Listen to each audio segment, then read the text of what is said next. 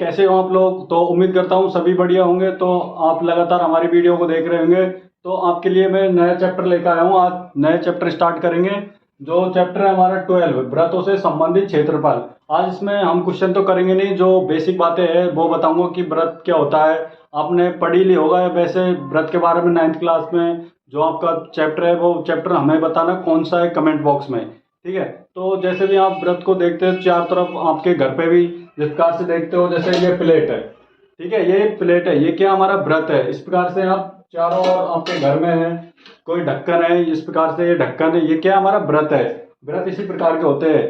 Cycle की ring है, ये सभी क्या हमारे व्रत है, व्रत होते हैं। तो व्रत क्या है, गोलाकार आकृति का होता है। तो आपने पढ़ लिया होगा वही व्रत के बारे में 9th क्लास में। अच्छी तरीके से आपने पढ़ लिया। तो आपको इसमें क्या बेसिक बताऊंगा, क्योंकि आपका बेसिक मजबूत होगा तो आप जो 12.1 प्रश्नावली उसको इजी से सॉल्व कर देंगे, क्योंकि सूत्र आपको जरूरी है। क्यों मैं पढ़ाने से पहले किसी को सभी को क्या बेसिक बताता हूँ। तो आपने देखा होगा साइकिल की रिंग है, वो क्या हमारा व्रत है। जैसे कहीं आप कोई दोस्त जा रहा है तो उससे पूछ सकते हो, कभी तूने व्रत देखा है? उसकी नहीं यार, अबे तेरी साइकिल की कहता है ये रिंग है, ये क्या हमारा व्रत है। तो देखिए व्रत के बारे में आज चलते हैं। तो हम व्रत के जो संपूर्ण जानकारी है मैं आपको दूंगा। तो देखिए सिंपल तरीके से ये क्या हमारा व्रत है। ठीक है, इसको ही हम क्या बोलते हैं, व्रत। जो इंग्लिश में बोलते हैं इसको सर्किल। ठीक है, ये क्या हमारा व्रत। और ये जो हमारा है ये नेक्स्ट बिंदी, ये क्या हमारा केंद्र। इसको क्या बोलते हैं, साइड में लिख देते हैं केंद्र। इसको बोलते हैं हम केंद्र। और जो हमारे ये पूरा बन रहा है इसको क्या हमारा व्रत। ठीक है, इस प्रकार व्रत से खींची हुई है रेखा है ये, इसको हम बोलते हैं त्रिज्या। क्या त्रिज्या, जिसको आर से प्रदर्शित करते हैं, रेडियस। ठीक है। अब देखिए और व्रतों के बारे में बताते हैं। एक ये भी व्रत होगा, आपने देखा होगा। अब इस प्रकार से आपको जो प्रश्नावली हल करेंगे हम 12 पॉइंट उसमें देखने को मिलेंगे। जो हमारे ये क्षेत्र होता है, ठीक है, जो ये हमारा क्षेत्र है इसको बोलते हैं हम लघु लघुखंड। और जो ये बचा हुआ है उसको क्या बोलते हैं हम दीर्घ दीर्घखंड। तो आप सोच रहे हो लघु और दीर्घ का मतलब क्या होता है। तो दीर्घ का मतलब यहां लिख देता हूं मैं। दीर्घ का मतलब होता है बड़ा और लघु का मतलब होता है छोटा। ये तो आप जानते होंगे। ठीक है। और देखिए और बताता हूं आप व्रत के विभिन्न प्रकार। अब देखिए जिस प्रकार से ये हमारा व्रत है। जो ये बीच रूप में खिंची हुई है लाइन है, ये क्या हमारा अर्धव्रत। जो हमारा ये क्षेत्र है ये टोटल पूरा, ये क्या है हमारा अर्धव्रत। अर्धव्रत आपको इस प्रकार से क्वेश्चन में देखने को मिल जाएगा। ये क्या है हमारा अर्धव्रत। इस प्रकार से कटोरा टाइप जो हमारा कटोरा होता है वो क्या हमारा अर्धव्रत होता है। ठीक है, ये क्या है हमारा अर्धव्रत। देखिए और बताता हूँ स्टूडेंट, जो मैंने व्रत बताए थे अभी, जो आपने नोट कर लिया होगा। अब देखिए और नेक्स्ट व्रत देखिए, आपने इस प्रकार के व्रत देखे होंगे। जैसे इस प्रकार से ये व्रत है। अब जो ये खिंची हुई रेखा है ये हमारी क्या होती है जीवा। इसको हम बोलते हैं जीवा। ये क्या है, केंद्र से टच नहीं होनी चाहिए, केंद्र से थोड़ा नीचे होनी चाहिए। ये जिसे इस प्रकार से खींचते हैं ये क्या हमारी जीवा। ये सभी क्या है हमारी जीवा है, क्योंकि केंद्र हमारा ये है। तो केंद्र से ना होकर कहीं और खींचते हैं उसको हम क्या बोलते हैं जीवा। ठीक है। अब देखिए तो आपने पिज्जा तो खाया होगा किसी ने, अगर नहीं खाया तो कोई बात नहीं। तो देखिए इस प्रकार से जब पिज्जा मिलता है हमको तो इस प्रकार से ये मिलता है हमको। इस प्रकार से क्यों, एक पीस कटा हुआ, तो क्या सभी मिलके खा लेते हैं। इस प्रकार से कटा रहता है। तो जो हमारी ये क्षेत्र है ये तो क्या हो गया हमारी आर, और ये क्या है, ये क्या हमारा केंद्र। ठीक है। जो ये हमारा क्षेत्र है इसको बोलते हैं हम त्रिज्यखंड, जिसको इंग्लिश में बोलते हैं सेक्टर। ठीक है, ये हमारा त्रिज्यखंड है। इस प्रकार से आपको ज्ञात करना है। ठीक है। और देखिए अब जिस प्रकार से ये कोई हमारा व्रत है, इसमें एक और व्रत है। तो ये जो व्रत में ये वलय है ये, ठीक है, ये वलय इसको बोलते हैं हम वलय।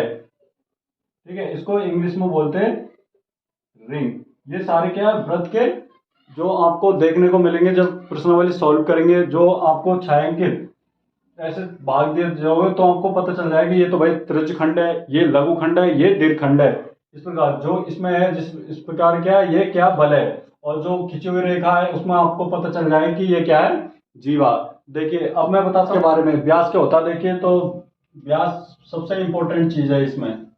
देखिए व्यास जो हमारी ये केंद्र बिंदु से जो रेखा खींचते हैं, जैसे ये क्या होता है हमारा व्यास। इसको डी से प्रदर्शित करते हैं। ये हमारे क्या है, केंद्र हो गया, और ये क्या हमारा त्रिज्या। तो देखिए व्यास व्यास क्या होता है, तो व्यास बी तो क्या होता है हमारा R1 प्लस R2, क्योंकि दो हमारी त्रिज्या है। केंद्र से इधर खींची हुई रेखा और इधर से खींची हुई, ये सारे क्या केंद्र से होते हुए व्यास जाता है, जो वृत्त की दोनों बिंदुओं से टच करता है। इस प्रकार से इसको टच करता है। अगर नीचे करता है तो वो हमारी क्या होता है, ये जीवा। इस प्रकार से करते हैं। तो इसको देखिए व्यास कैसे निकाल सकते हैं, तो डी, ये क्या हो गया हमारा 2R। अब व्यास निकालेंगे डी बटे में 2 बराबर R। इस प्रकार से आप निकाल सकते हो। ये क्या हमारा व्यास का सूत्र, ठीक है। अब एक चीज है पाई। तो पाई क्या होती है, तो पाई क्या होता है देखिए, तो पाई बराबर होता है परिधि बटे में व्यास। इसको क्या, इसके ही अनुपात को हम क्या बोलते हैं, पाई। पाई के दो मान होते हैं देखिए, तो पाई बराबर एक होता है 22/7 और एक पाई होता है 3.14। ये आपको पाई का मान याद कर लेना। ये काफी बार बार पूछता है कि पाई का मान क्या होता है। इसमें जैसे पाई, और एक क्वेश्चन 1 नंबर में पूछ लेता है कि पाई क्या है, परिमेय संख्या है परिमेय। तो पाई है हमारी अपरिमेय संख्या, क्योंकि इसका मान निश्चित नहीं है, ठीक है। इस प्रकार से आपको, तो आप बहुत से सोच रहे होंगे सर पाई तो ये इसका मान तो 22/7 होता है, तो बिल्कुल सही है। लेकिन जो हमारे जो रियर जो पॉइंट में आती है, ये बिल्कुल सही नहीं है मान, क्योंकि अधिकतर आप कैलकुलेशन करके देख लेना, इसका मान ये नहीं आएगा, क्योंकि ये 100% सही नहीं है। इस प्रकार से आप क्या लगभग में इसको 3.14 लेना पड़ता है, ठीक है। इस प्रकार से तो पाई क्या होती है हमारी अपरिमेय संख्या। ये 1 नंबर में पूछ सकते हैं, क्वेश्चन 1 नंबर में पूछ सकता है, ठीक है। अब देखिए, अब पाई का सूत्र निकालेंगे। तो पाई देखिए बटे में इसके 1 रख देंगे। पहले तो पाई बराबर परिधि, और व्यास क्या है हमारा, तो व्यास मैंने बताया था आपको 2R, तो 2R बटे में इस पे 1 रख देंगे। अब इसको क्रॉस मल्टीप्लाई करेंगे, तो लिखेंगे परिधि, भाई किसी भी संख्या को 1 से करते हैं तो वही आती है, तो परिधि, तो पाई हो गया पाई 2R। तो इस सूत्र क्या बन गया हमारा 2πr। ये क्या है हमारा व्रत का सूत्र है, जो व्रत की देते हैं व्रत की परिधि। ये सूत्र काफी यूज है, तो इसलिए इस प्रकार से 2πr। ये क्या हमारा व्रत का। तो आपको एक इंपॉर्टेंट बात बताऊं कि आपको कई किसी ने पूछ लिया व्रत की परिधि क्या होती है, तो 2πr। इसके लिए मैं आपको एक बेसिक चीज बताता हूं, देखिए क्या है। तो आप कभी भी व्रत की परिधि कोई भी पूछ लेगा, आप कभी भी बता दोगे उसको, तो लिखेंगे एक लाइन लिखेंगे, देखिए किस प्रकार से। तो ना किसी से दोस्ती, और ना ही किसी से प्यार, और व्रत की परिधि क्या होती है 2πr। इसको आप कोई भी पूछ लेना, ना किसी से दोस्ती, ना किसी से प्यार, और व्रत की परिधि 2πr। और एक होता है हमारा व्रत का क्षेत्रफल। व्रत का क्षेत्रफल क्या होता है πr²। इस प्रकार से आपको इनको याद कर लेना है। इसी और मजेदार वीडियो देखने के लिए हमारे चैनल को सब्सक्राइब करें। Thank you so much.